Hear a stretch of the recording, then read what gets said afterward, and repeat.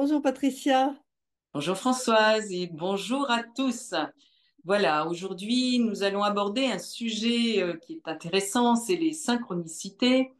Donc les synchronicités sont un terme c'est un terme qui est entré dans le langage courant.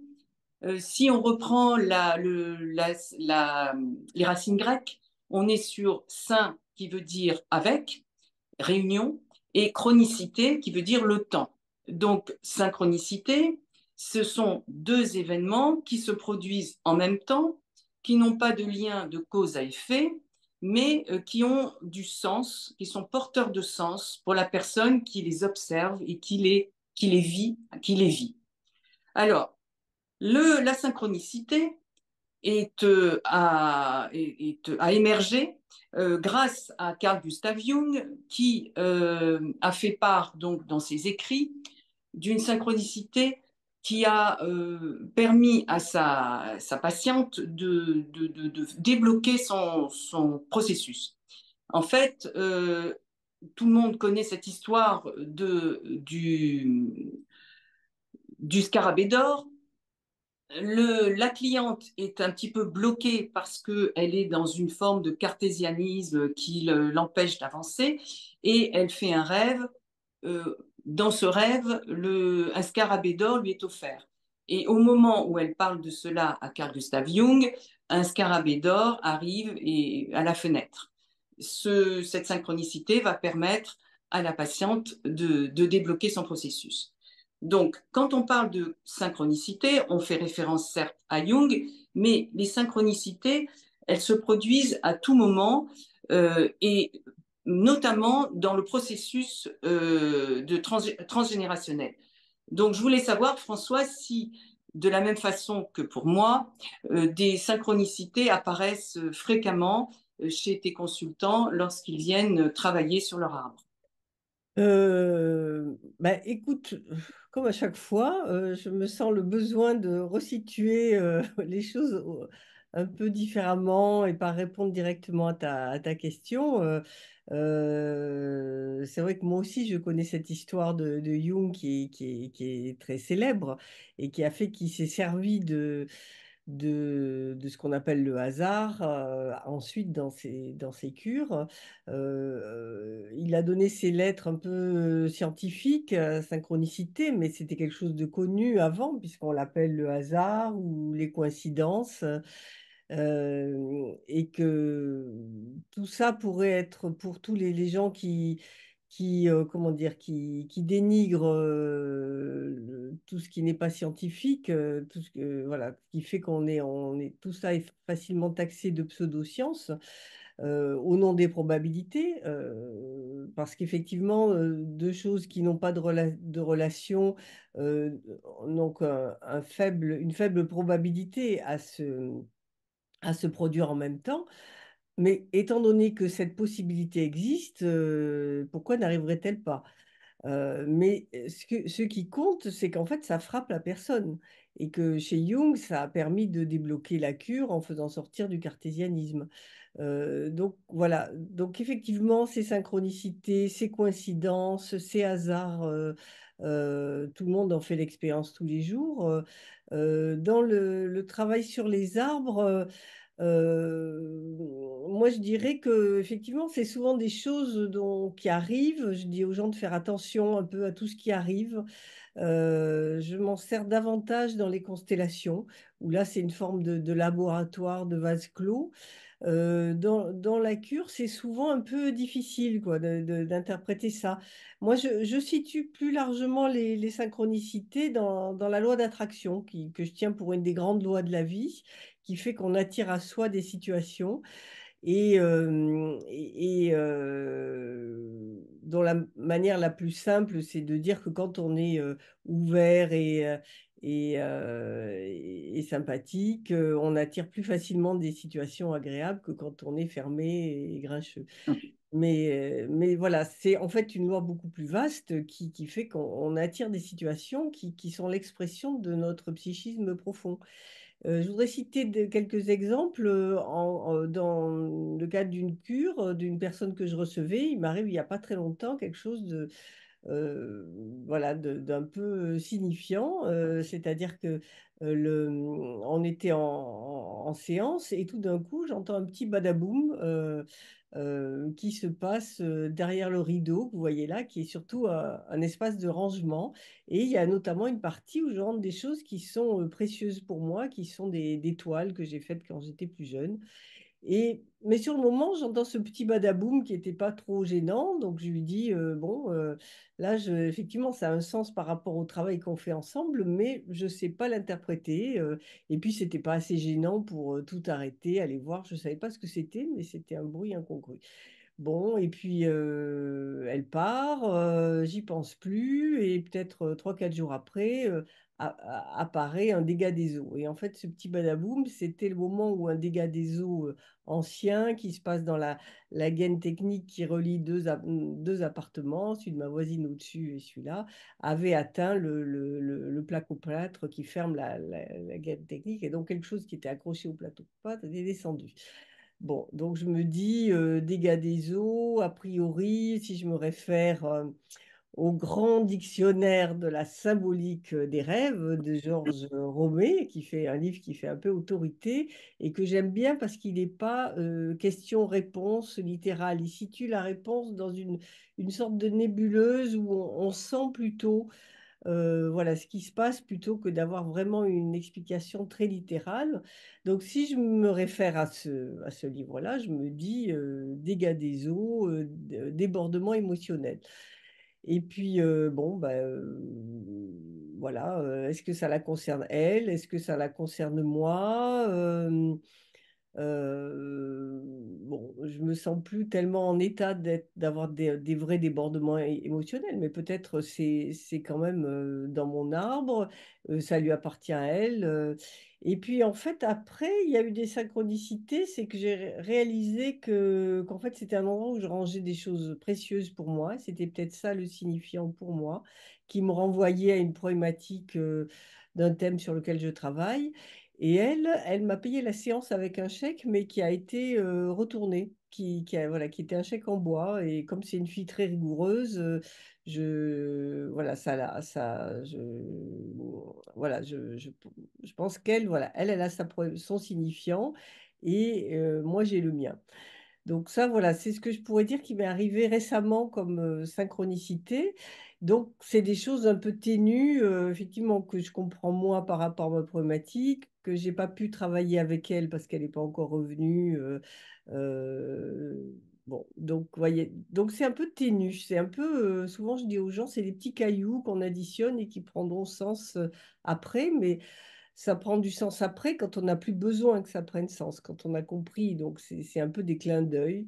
Par contre, en constellation, il m'est arrivé des choses beaucoup plus importantes dans la synchronicité. Une fois en formation, et on avait distribué les rôles, et puis la personne se lève tombe une pomme de pin. Et je lui dis, bah, voilà, la pomme de pin avec ses épines va faire partie est insignifiant puisque c'est tombé au moment où tu te levais. Et là, elle pousse un cri et effectivement, comme si vraiment il y avait une aiguille qui lui rentrait dans le corps. Et donc, effectivement, c'était un élément important de la constellation qui n'apparaissait pas dans ce qu'elle avait dit au départ en posant sa problématique. Une autre histoire très signifiante en constellation, c'était là dans un endroit à la campagne.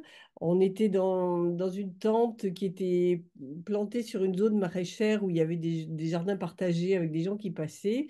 Et il y avait eu un problème avec des sangliers qui étaient passés, qui avaient un peu tout labouré. Mais donc on commence la constellation et d'une personne qui, au départ, posait quelque chose d'assez simple. Elle disait, je voudrais déménager et je n'y arrive pas.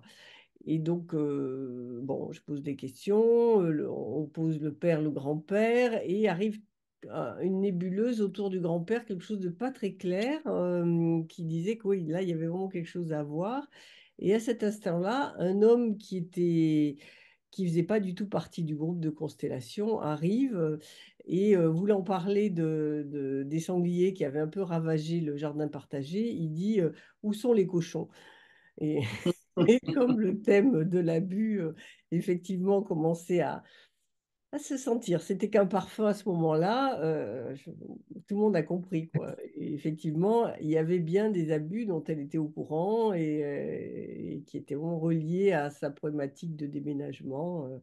Donc là, c'était un truc, tout le monde a compris tout de suite, quoi.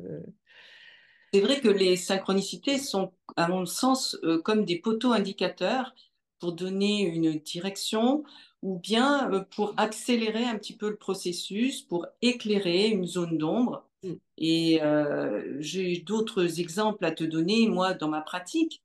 Donc, il y a une chose qui est assez fréquente, c'est que, par exemple, la personne va commencer son travail sur l'arbre à la date du décès ou de la naissance d'un ancêtre racine dont elle va se rendre compte qu'elle porte une sorte de contrat de loyauté. Ça m'est arrivé récemment. ouais, Il arrive ouais, aussi, je, voilà, je vais dans ton sens. C'est vrai qu'assez souvent, il y a ça. Les gens commencent à un moment donné une date de l'arbre. Mm, voilà, il arrive aussi, ça ressemble un petit peu à du paranormal, mais on sait que la synchronicité est hors temps et hors espace, mm. et donc elle va bien avec le travail en transg qui active la part de l'intuition.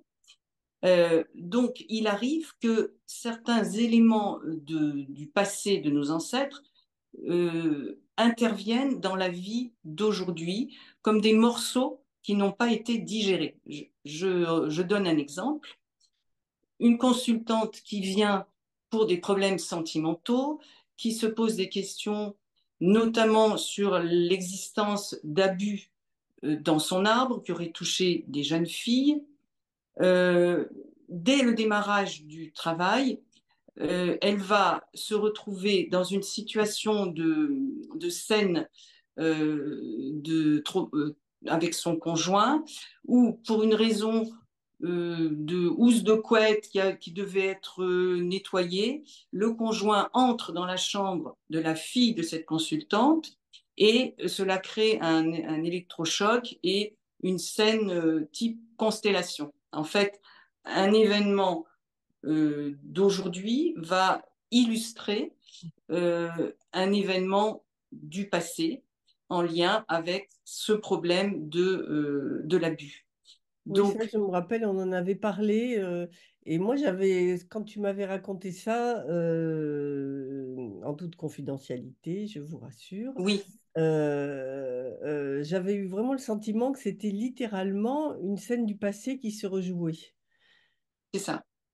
En fait, il y a une sorte de collusion parfois entre le psychisme, la symbolique intérieure de la personne et la réalité extérieure, la matière, l'âme et la matière.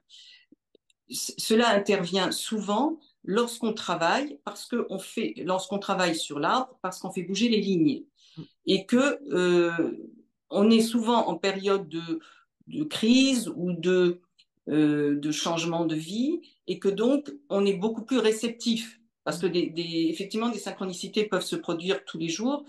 Et si on n'est pas réceptif, ça n'atteint pas son but.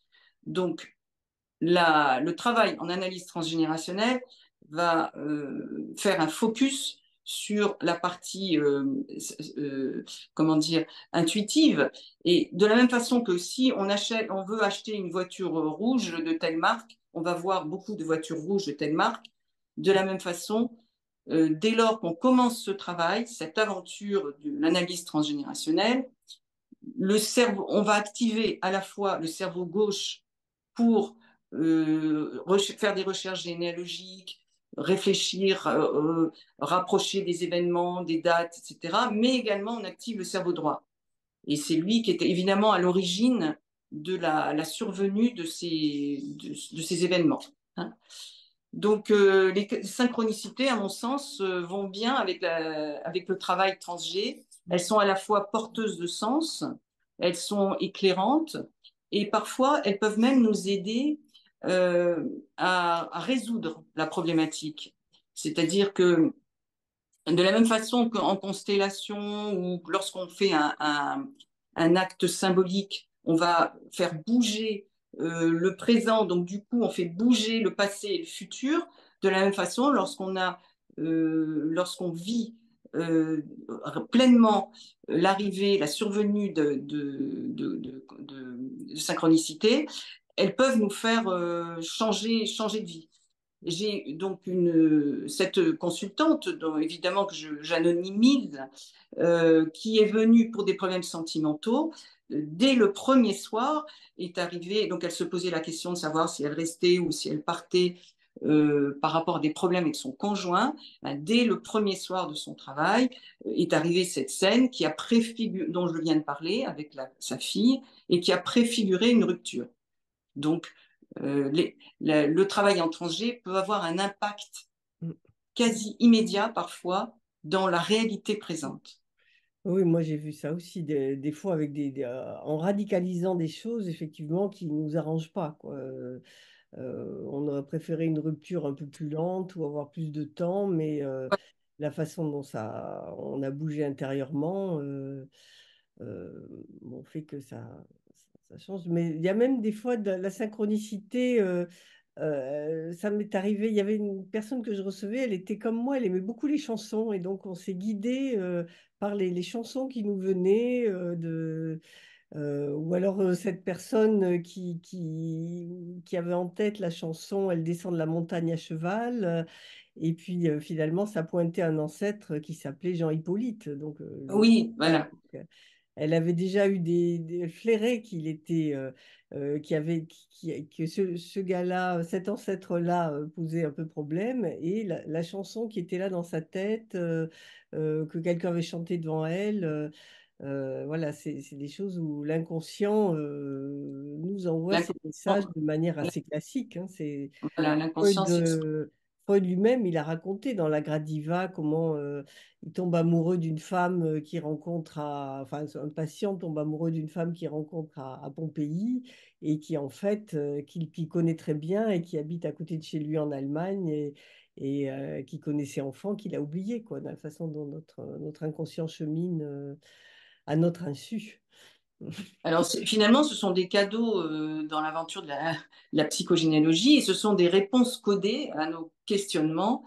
Alors on n'a pas que ces réponses, on peut avoir des réponses par rêve ou par d'autres biais, mais ces synchronicités peuvent nous mettre sur la voie de secrets de famille, de loyauté invisible, de répétition d'événements. Elles peuvent confirmer aussi nos intuitions. Elles sont très précieuses. Ouais, c'est une Voilà. Est-ce que tu manifestation as des de choses à ajouter? l'inconscient c'est l'inconscient qui s'exprime, quoi. Voilà, c'est l'inconscient qui s'exprime, et faut-il être à l'écoute. Mm. Est-ce que tu as des choses à ajouter sur ce sujet? Non, oui, oui et non, je sais pas. J'avais prévu de parler comme tu as commencé de manière un peu savante avec la définition de synchronicité, ça m'est revenu de la définition du mot hasard qui m'a beaucoup étonnée. En fait, l'origine du mot hasard, plutôt. Bon, parce qu'effectivement, dès qu'on parle de synchronicité, les gens disent il n'y a pas de hasard, ou enfin, c'est quelque chose qu'on entend souvent. Pour moi, voilà, le hasard, c'est juste l'expression de la loi de l'attraction, mais l'origine du mot, en fait, elle vient d'un chroniqueur du temps des croisades qui raconte la chute du château de Hasard qui se trouve en Syrie. Et effectivement, ça me fait plaisir de raconter cette histoire, donc je vais y aller. Donc les croisés font le siège du château depuis un moment et tous les soldats s'ennuient un peu et jouent au dé. Et donc pour des soldats chrétiens, le dé, c'est la main de Dieu qui guide la façon dont les dés retombent et favorise les uns ou les autres. Et puis le siège du château de Hasard se termine. Les croisés français francs rentrent dans le château, ont capturé ou tué tous les soldats. Ils arrivent dans la salle des gardes et là, ils voient que ces soldats musulmans, donc des infidèles, jouent au dé aussi, qu'à un jeu de dés abandonné. Et donc, ils se demandent, mais si c'est des infidèles, qui donc guide leurs mains, quoi. Et donc donc le mot hasard est venu de ce grand questionnement de qu'est-ce qui faisait que les dés tombaient pour favoriser l'un ou l'autre. Et c'est vrai que voilà, c'est peut-être un peu annexe par rapport à ce qu'on disait, quoi, jusque-là où c'était assez bien cadré dans le genre rationnel, mais c'est vrai que ça ouvre la porte sur le questionnement métaphysique ou spirituel qu'on trouve quand on est confronté à des arbres et où chacun effectivement le fait à sa manière, mais le suit dans son chemin à sa manière. Mais c'est vrai que moi je constate que tous les gens que je reçois sont ancrés dans la dimension spirituelle, ce qui n'est pas le cas de la plupart de la population. Et que quand on parle comme ça de synchronicité, de hasard, effectivement, il y a la question de qu'est-ce qui guide nos vies? Est-ce que c'est uniquement l'inconscient ou est-ce qu'il y a un destin, il y a quelque chose d'écrit euh, bon, voilà. Je ne sais pas si Oui. c'était utile d'avoir cet Non, mais éclairage en je plus, trouve ça, mais je trouve intéressant ton éclairage parce que ça ouvre le champ de l'inconnu et du mystère. C'est-à-dire que certes, les synchronicités peuvent comme tu disais, très bien être des petits cailloux blancs qui nous guident, mais en même temps, il y a une part qui nous échappe, hmm. hein, et qui est de l'ordre de l'inconnu et des questionnements métaphysiques que nous pouvons avoir par rapport à ce qui guide notre existence. Donc, effectivement, les synchronicités ont un sens, mais aussi un sens qui nous échappe. Oui, parce qu'on pourrait dire, tu vois, et j'ai été formée dans ce sens-là, qu'en fait, tout est affaire d'inconscient, d'inconscient plus ou moins profond, de la manière dont les choses cheminent et font comme des résurgences. Et c'est déjà assez fascinant de voir comment ça peut cheminer pendant très très longtemps, quoi, comme quelque chose peut nous mettre sur la voie d'une chanson, par exemple, qu'on n'a pas entendue depuis l'enfance. Mais c'est vrai que de plus en plus, voilà, la question des questions d'une autre nature émergent. Autant j'adhère pas aux histoires de vie antérieure, aux histoires karmiques. Je trouve qu'il faut pas tout mélanger. Et on en a parlé dans notre première vidéo que le karma, les vies antérieures, c'est autre chose, que finalement le travail sur l'arbre, ça pourrait être compris comme une actualisation des histoires karmiques ou des histoires de vie antérieure pour qui c'est important comme repère, autant voilà, les histoires de jeter des sorts, de sorcellerie, pour moi en ce moment ont réapparu dans le travail sur l'arbre que j'essayais de tenir de façon le plus cartésienne et rigoureuse possible. Je me dis, bon, la sorcellerie, ça a occupé les gens pendant des siècles. Pourquoi ça ne serait pas dans notre inconscient? Et qu'est-ce que c'est que la sorcellerie? Et voilà, sans doute, on sera amené à faire une vidéo là-dessus, parce que là, on part un peu loin du thème. Oui, c'est un sujet qu'on pourra évoquer car nous avons certainement tous et toutes des ancêtres qui ont Mm. été brûlés comme sorcières, car les femmes ont été, les femmes qui avaient un savoir, Mm. une certaine singularité, ont été extrêmement malmenées dans les siècles derniers, et c'est un sujet, à mon avis, intéressant. Écoute, je te remercie, Françoise, et puis n'hésitez pas à mettre un pouce bleu Mm. pour nous encourager, et puis à bientôt, nous l'espérons en tout cas.